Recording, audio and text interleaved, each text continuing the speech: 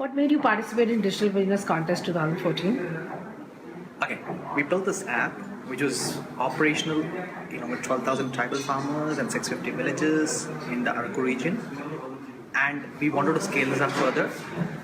And we were looking for a suitable platform, and that's when we heard about the Digital Winners Contest, and I thought it's a great opportunity for us to showcase what we've done on an international platform, and that's been the real motivation for me to go and try this out.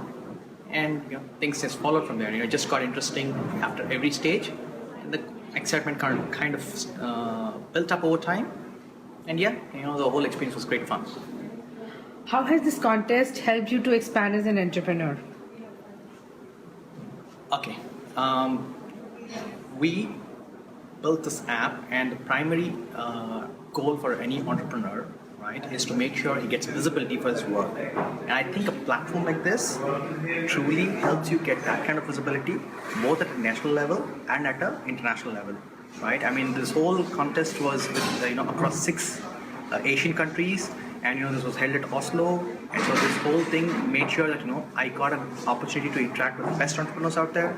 It's an experience that is worth it, and then it also meant that we had further references in terms of finding out what we did, and there were companies that were coming back to us and find out what we were doing, and there were offers to collaborate with us on other similar social activities. I think that's a great branding exercise for us, and it's in terms of some kind of a credibility building exercise for us on an international platform. What are your views on startup ecosystem in India? Good question. Startups, if you look at one interesting observation, right, is that the average age of entrepreneurs, right, has come down drastically in the last 4 or 5 years.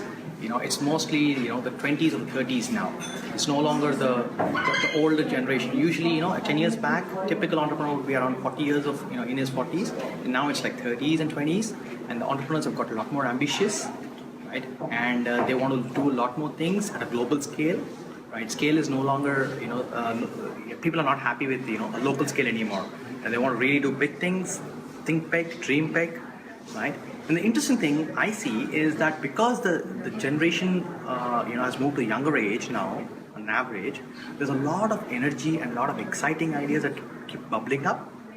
What they do need, however, is a great, we need to have some kind of mentoring ecosystem around this, and if you can get that right, I think we're going to see a hell lot of ideas mushrooming everywhere, and we need to ensure that these ideas get taken to the next stage, and these evolve into large scalable initiatives. That's probably a collective responsibility we all have to take. How do you think Telenor has helped you? Okay, like I said, I think the biggest advantage I got by participating in this and going on to win the Winners Award in Oslo is the kind of exposure, right? And that's tremendous. It's both at internally in India, in the domestic market, as well as in the international market.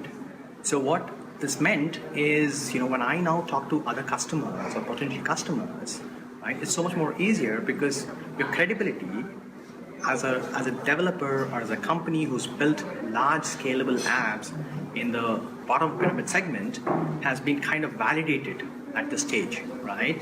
So you could now leverage on that validation and kind of pitch for much larger initiatives. In fact, interestingly, one of the new initiatives that I'm working on with an NGO after this is that we're trying to build something around the cattle. We call it Dairy 360, from Livelihoods 360.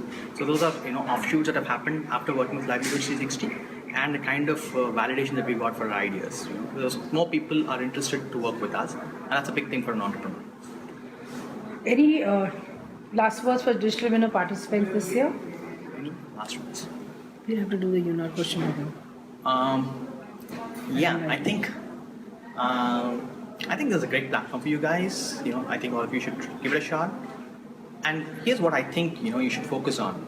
Right? You need to make sure you clearly articulate your value proposition, and you need to ensure that your app really reaches a mass scale, right, and not necessarily in limited sectors. If you can reach out is an important criteria for you to win this. So you should really be able to articulate your value proposition in terms of reach, scale, and also most importantly, in my opinion, you need to make sure you pitch it in a way that you need to convince the jury that this is a viable and sustainable business model, right? I think that's very critical, right? I mean, you have to look at a business model which will ensure that if this business is done on large enough scale, it is sustainable and not necessarily a charitable business. So as long as I think you can get this across, I think you have a good chance of winning this competition. How has Uninor helped you during Digital World Conference? Uninor's platform has been, a mix of great minds coming together, both at the India level and at Oslo. I had a chance to meet really great entrepreneurs, right? Very inspiring stories, very young guys doing great stuff in their own countries. And this was a platform for people like me and like you to go interact, right, with other guys who are doing great stuff, cool stuff, and learn from each other, foster that kind of learning experience from each other. And it also means you get excellent visibility for the kind of work that you're doing, right? I think I don't know too many platforms which kind of can give you the kind of visibility that this platform which Telenor and Uninor brings forward in terms of digital winners can get to you. I think you should really focus on making sure you really leverage on this as an entrepreneur, and capitalize on this, and build your brand around it.